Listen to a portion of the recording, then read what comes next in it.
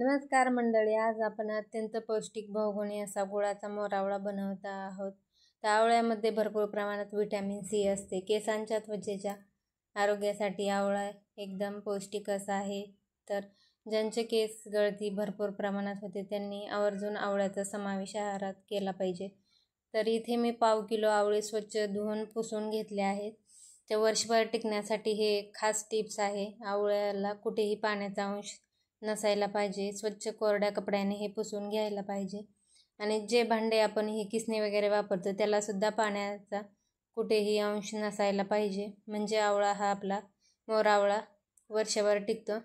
तर इथे मी सर्व आवळे या पद्धतीने किसून घेत आहे। सुरुवातीला हे आपल्याला किसून घ्यायचे आहे। तर इथे मी सर्व आवळे किसून घेतले आहेत आणि वाटीच्या सहाय्याने इथे आपल्याला मोजून घ्यायचा आहे। तर जेवढा किस असेल तेवढाच गूळ इथे वापरायचा आहे। तर घरातल्या कोणत्याही वाटीने तुम्ही मोजून घेऊ शकता। तर या आवळ्याच्या बिया फेकून न देता तुम्ही या पाण्यामध्ये उकळवून त्याचा सरबत पिऊ शकता। तर या वाटीच्या सहाय्याने 2.5 वाट्या एवढा किस भरलेला आहे।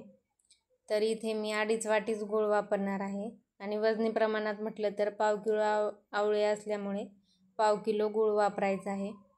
गॅसवर कढई व्यवस्थित गरम झाली आहे। तर इथे मी 1 मोठा चमचा तूप घातला आहे। नंतर लवंग घातले आहे। 2 तुकडे दालचिनीचे घातले आहेत। दालचिनीमुळे एक छान असा फ्लेवर मोरावळ्याला येतो। आणि 2 विलायची ठेचून घातली आहे। तुम्ही इथे ड्रायफ्रूट सुद्धा वापरू शकता, पण मी प्लेनच बनवणार आहे। तर इथे आवळ्याचा किस छान आपल्याला बारीक गॅसवर परतवून घ्यायचा आहे। 3-4 मिनिटे व्यवस्थित आपल्याला किस परतवून घ्यायचा आहे।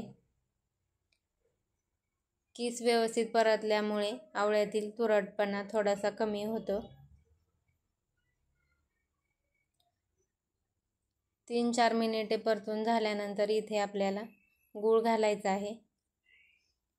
आवळे न वाफवता न उकडवता आपण हा मोरावळा बनवत आहोत। तर एकदम सोपी पद्धत आहे। तर या स्टेजला इथे मी गूळ घालत आहे। गूळ घालून व्यवस्थित मिक्स करून घ्यायचा आहे। गुळामध्ये आपल्याला हा आवळ्याचा किस व्यवस्थित शिजवून घ्यायचा आहे। तुम्ही साखर देखील घालू शकता, पण इथे मी गुळाचा वापर केलेला आहे। तर 2-3 मिनिटे झाल्यानंतर पाहू शकता गुळाला पाणी सुटलं आहे। तर इथे आपल्याला 1 तारी गुळाचा पाक होईपर्यंत हा मोरावळा शिजवून घ्यायचा आहे। तर आणखी आपला पाक इथे व्यवस्थित झालेला नाही। आणखी 2-3 मिनिटे हे आपल्याला असंच शिजवून घ्यायचं आहे। पुढे मी सांगेनच की पाक केव्हा होणार आहे, त्या स्टेजला आपल्याला गॅस बंद करायचा आहे। तर पाहू शकता इथे मी पाक चेक करत आहे। पाहू शकता आणखीन व्यवस्थित तार दिसत नाही। तर आणखी 1-2 मिनिटे हे आपल्याला असंच हलवत शिजवून घ्यायचं आहे। तर या स्टेजला पाहू शकता 1 तारी पाक आपला बनवून तयार झाला आहे। या स्टेजला गॅस बंद करायचा आहे व अत्यंत पौष्टिक बहुगुणी असा आपला हा मोरावळा बनवून तयार आहे। लहान मुले सुद्धा आवडीने हा मोरावळा खातात। एकदा नक्की करून पहा। व थंड झाल्यानंतर हवाबंद डब्यात आरामात हा वर्षभर टिकतो।